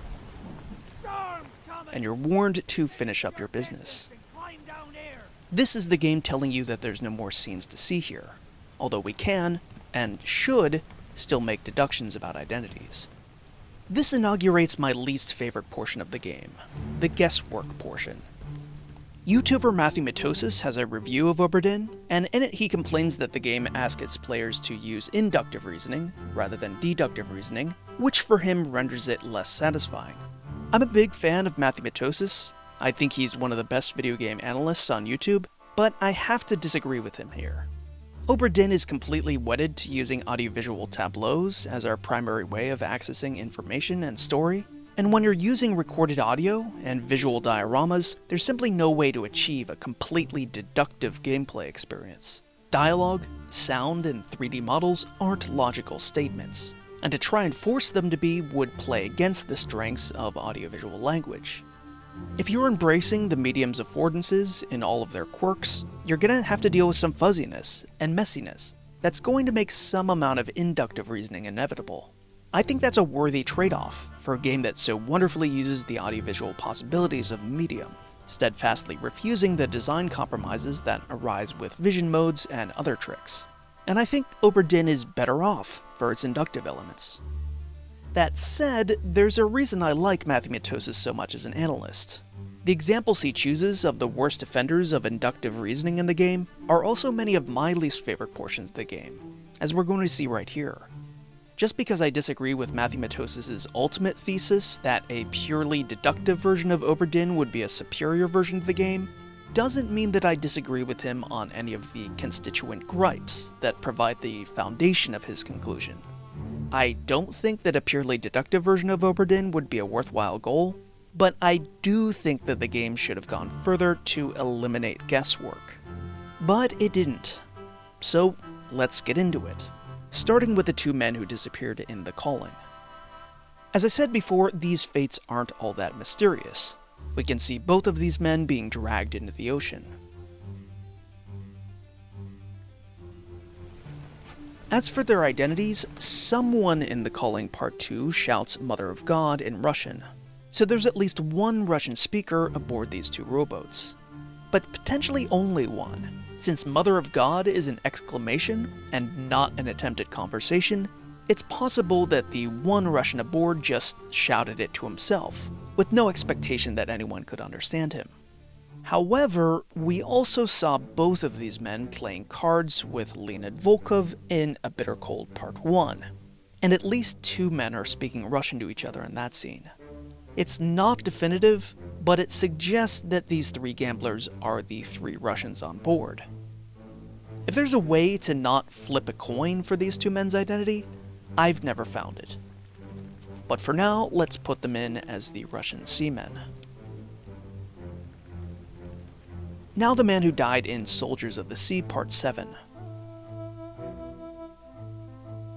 Because of how he's positioned in the Justice at Sea illustration, it's impossible to see his full uniform, but he's present in 7 Fate scenes of the game, and if you inspect his character model in those Fate scenes, including the one where he dies, it's clear that he's wearing an apron. There's not many people on the ship whose job descriptions would have them wearing an apron. The butcher, the cook, the 2 surgeons, maybe the stewards. But we've ID'd all those people, except for Zungi Sathi, the ship's steward. He's the only one left. Sathi is Indian, and I guess this guy sort of looks Indian? For some of these final identifications, visible ethnic markers become the best clues we have to go on. I'm not really a fan of it. It makes me feel like I'm doing phrenology in a way that listening closely to accents doesn't. I'll also say that even if you don't share my squeamishness about assigning nationality based on little more than skull shape, I also don't think it works from a gameplay perspective. The art style of both the illustrations and the character models leaves us with too little to go on here. But as little as it is, it's a large part of what we have to go on when it comes down to these final guesses. We know he was shot, but we still don't know by who. This is an ID that Matthew Matosis also gets specifically annoyed at. We know this man is a top man because we saw him up on the rigging in Soldiers of the Sea Part 1. That's going to help us out when it comes to a lot of these remaining top men. Top. Men. He's distinct among the top men because of his extensive tattooing. In fact, this marks him as culturally distinct from every other man on the ship. Among the various top men, Maba, from New Guinea, stands out as the only Papuan on the ship. I have to say I don't know if Pope did any research here on traditional Papuan tattooing, and if players would benefit from specific cultural knowledge of Papua New Guinea when identifying this pattern of tattoos. All I know is that it renders this man distinct, if only for stereotypical reasons, and so I'm going to pencil in the name Maba here. And based on our lack of a ding, it seems that we got the coin flip wrong on the 2 Russian seamen. Let's swap them now.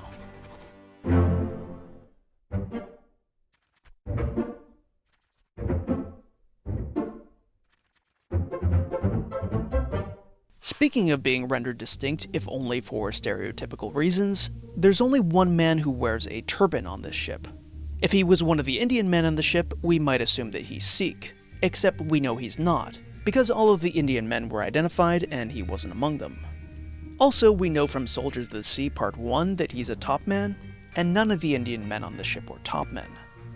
There's one Persian aboard, crewman number 36.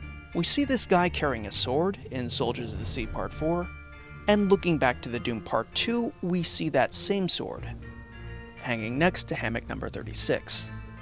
So let's pencil in Omid Gul. Overall, the top men are the least European portion of the crew. There are 4 Chinese men, 1 Papuan, and 1 Persian. But there are still 3 European men among them, a Scot, and 2 Englishmen.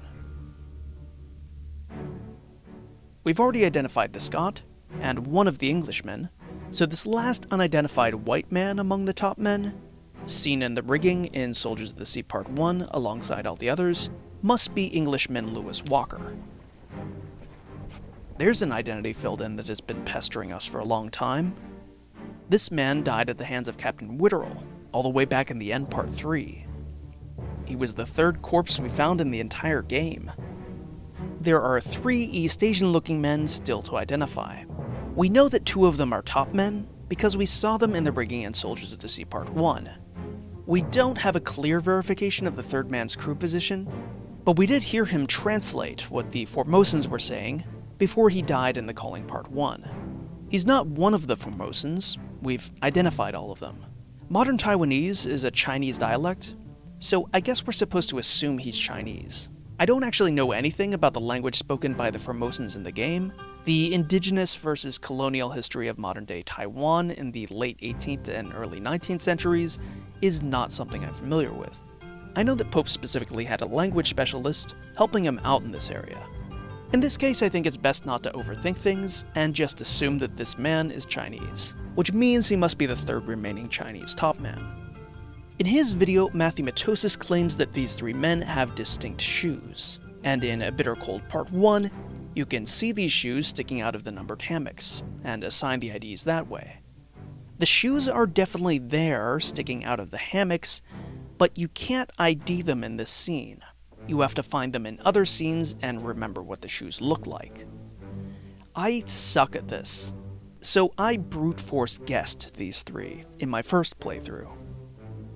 I guess technically it's fair if you have an amazing eye for feet, and it definitely rewards close observation, which is always a plus.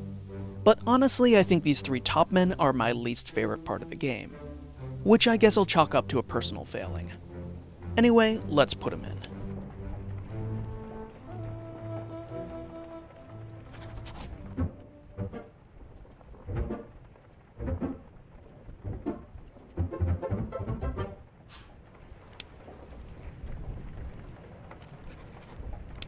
Now that we've identified all of the top men, all we have left are 3 seamen, and oddly the bosun's mate, Frenchman Charles Minaire, who is still kicking around in here, somehow. Let's take a stab at the bosun's mate first. John Davies told the bosun that his mate was torn apart by the Kraken. Your mate was torn apart. So he can't be this man, who was killed much earlier, in the Unholy Captives chapter. He also can't be this man, who was blasted by a cannon, not ripped apart by the Kraken. That leaves these 2 men, who are both among the Chapter 7 disappearances. The last time we see the bald man, he is bravely spearing the Kraken, and is right beside the bosun. It's suggestive, if not conclusive. If you look at the other scenes this man is, he's doing work that could easily be mistaken for a seaman's work. But if you cross-reference things, you can see that in many of those scenes, the bosun is also present. It's not at all clear, usually, that the bosun is his supervisor. Their actions and relative positioning in a scene like Unholy Captives Part 1 is a far cry from the dead giveaway that something like The Doom Part 2 is in establishing the relationship between the third mate and his steward. None of this is conclusive in any way, but it piles up. In any case, it's got to be between him and the other man. And it's not the other man. Now that we finally established this man's identity, it's time to go back and figure out who killed Zungi Sathi, who turns out to be one of the toughest fates in the game. The man who shoots him is just a bit too far away to focus in on through the porthole here, but you can see that he's holding a gun with a long barrel. If you trace through the other scenes in Soldiers of the Sea, you can see the gunner and his mate distribute several guns to crew members. One of them is some sort of short-barreled gun, maybe a blunderbuss or something, I don't know. I'm no expert in contemporary firearms, let alone 18th and early 19th century ones. In any case, that's not what Zungi Sathi was shot with, so we need to track the 2 long-barreled guns instead. One ends up in the hands of First Mate William Hoskett, and the other 2 end up in the hands of the bosun and the bosun's mate. Hoskett is clearly visible, pinned against the wall, and not pointing his gun at Sathi in Sathi's death scene. But the guy out there looks like Minaire, so let's put him in. I've been hard on the game in this final section because of the amount of guesswork involved, but I do love this part. It's a real tour de force when it comes to highlighting the game's unique brand of sequential tableau-based storytelling. Now that we're finally down to our last 3 seamen, it's again time to turn to visible ethnic markers. 2 of the remaining seamen are black, but out of those 2, one man dresses in a more traditionally Western way. And the one time we hear his voice, he has an English accent. It wasn't his fault. I saw the whole thing. So let's guess that this man is Hamadou Diom, seaman from Sierra Leone. You'll notice that the confirmations work differently now. Because you can solve 58 fates before moving on to the final chapter, rather than 57, the final 4 verify in pairs of 2. That just leaves guessing which of the final 2 English seamen is which. I've never found any clues in all of my playthroughs. It's just a coin toss. Again, this is my least favorite part of the game. I like this game a lot, and I want to be fair to it, so please, if you've discovered a vital clue to any of the identities that I've missed across multiple playthroughs of the game, shout out in the comments.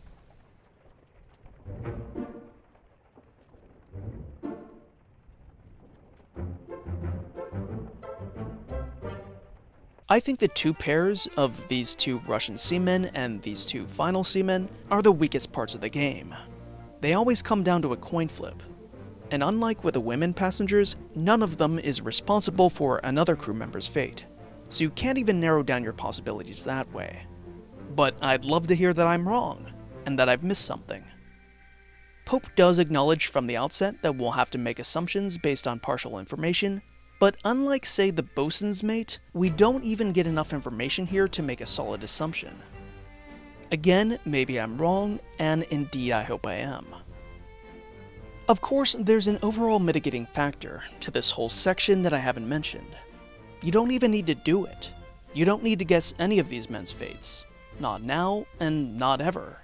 This isn't like in Ace Attorney, where if you encounter something ambiguous, you need to mind read which option the developers were thinking in order to progress the story. And risk damaging your HP if you guess wrong.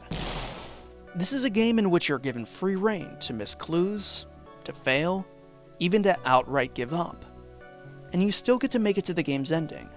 It's great, really. And while I have a tiny amount of gripes about fairness with just a couple of these final IDs, really it's the epitome of fairness for the game to just let you walk away from these fates and still see the ending, no problem. But since I did do these, I now get the message that there's nothing left to do on the Obra Dinn. There still is one more chapter, but it's accessed through other means. Honestly, I'm wondering how I should handle this other chapter. At this point, we can assemble the game's story and relish its developments. Driven mad with greed after seeing the Formosan's closely guarded glowing seashell, second mate Edward Nichols stoops to murder and kidnapping to secure one or more shells. His expedition away from the Obra Dinn is cut short by merfolk, pacified by the power of the shell itself, activated by Itbang Sia, who sacrifices himself in the process. By bringing the merfolk on board, the crew of the Obra Dinn curse themselves, first to attack by the crab riders, and then by the kraken. After witnessing the bloody death of Alfred Klestil, among others, fourth mate John Davies and gunner's mate Ulis Wider contemplate the captain's disappearance and erratic behavior. Surviving midshipman Thomas Lank overhears this and tries to warn the captain, only to be stabbed by Wider, who is then shot by Davies, who apparently has lost whatever taste he had for mutiny after this senseless act of violence. John Brennan overhears the gunshot, and subsequently kills Davies. First mate William Hoskett is horrified by Wider's stabbing of Lank, and comforts the man in his moment of death. But this doesn't stop him from ultimately joining with the mutineers' cause and confronting the captain, with deadly results, for him, and for all of the mutineers. Everything fits together, and approaching the end of the game, you might be hoping for a final revelation that not only ties everything up, but also makes it truly compelling as a story. But you don't really get that. The end feels as perfunctory in its storytelling revelations as it does in the raw mechanics of its final two fates. The now dead Henry Evans wills you a monkey's paw, which, as it turns out, comes from a monkey he deliberately killed on board the Obra Dinn as a way of discovering what sort of deal the captain made to get the Kraken to stop attacking. Captain Steward Philip Dahl died after picking up one of the glowing shells. I found this weird. Given how convinced he is that the merfolk have cursed the ship, it seems odd that he'd be so genre unsavvy as to pick up a glowing otherworldly sea totem. But maybe that's just the enchanting power these shells have on people. It turns out the captain did not make a deal with the merfolk. He was killing them off, one by one, making demands that they didn't heed. Instead, it was third mate Martin Parrott who saved the day. He released the one surviving mermaid and gave it the shell. The mermaid killed him for his trouble, but it also granted his dying request for the Obra Dinn to safely return to England. They return. The ship. The Obra Dinn. See it home.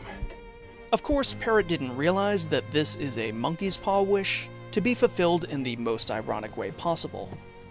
So although the Obra Dinn itself floats into port at Falmouth, none of the crew that stayed aboard survived. And that's it. Those are the last three fates, and the end of the game. Nothing too revelatory. Pope's predecessor to Obra Dinn, Papers, Please, was an influential game, but it took a little while for its influence to be felt. Papers, Please was released in 2013, and it wasn't until around 2016 that you started seeing fully formed clones of it coming out. when games like the Westport Independent and Orwell hit on its same mix of puzzly desk work and political oppression. If we're lucky, we'll see a similar crop of games copying Obra Dinn in the coming year or so. Although the game has a few imperfections here and there, I really think it provides a sturdy foundation for a new subgenre of investigation game. And already we're getting hints of games that aren't Papers, Please-likes so much as they are Pope-likes, drawing influence from Papers, Please, but with a side helping of Obra Dinn. One arrived just this past July, Tim Scheinman's Family, which has you attempting to trace out the family tree of a particular UK music scene, without the benefit of official liner notes, and instead relying on interviews and set notes to determine which musicians left which bands and joined which other bands when. At first glance it's much more like Papers, Please, or Orwell, since it's so heavily document-based. But it retains the Obra Dinn touch of telling you when you have a certain amount of educated guesses correct, so that you can burrow down and make even more educated guesses going forward. It's nice to see Obra Dinn's influence less than 2 years later, but I hope that we see even more in the coming years. For years already, indie teams have used frozen tableaus as a cost-cutting alternative to fully animated characters, but Obra Dinn's approach to visual clues really ups the standards of what can be expected in tableau-based storytelling, and I hope we see more games directly building on that precedent. I hope my overall feeling on Obra Dinn hasn't been obscured by a pile of backloaded gripes. I really do think the game is excellent, charting out a bold new possibility for investigation games that avoids all of the usual problems these games face, whether those be vision modes, point-and-click hotspots, journals and to-do lists that are too quick to autonomously update themselves, or hard gates in story progress that require you to successfully guess what the developer was thinking. This video has taken me a long time to make, replaying the game very slowly and taking extensive notes on all the various clues we get to people's identities, even the ones in the guesswork section, which are mostly fair. I just wish that the game would have done a better job tightening up a small number of coin flip moments. And all that time replaying has just cemented that this is honestly one of my favorite games to come out in the past 2 years. And I think that between Obra Dinn and Papers, Please, Lucas Pope stands as perhaps the preeminent indie game designer in the US, maintaining not only a high level of quality, but also of innovation. The man's basically inventing genres left and right. Wherever this series of videos goes from here, it's going to be hard for me to pick a better game to look at. Until then, thanks for watching.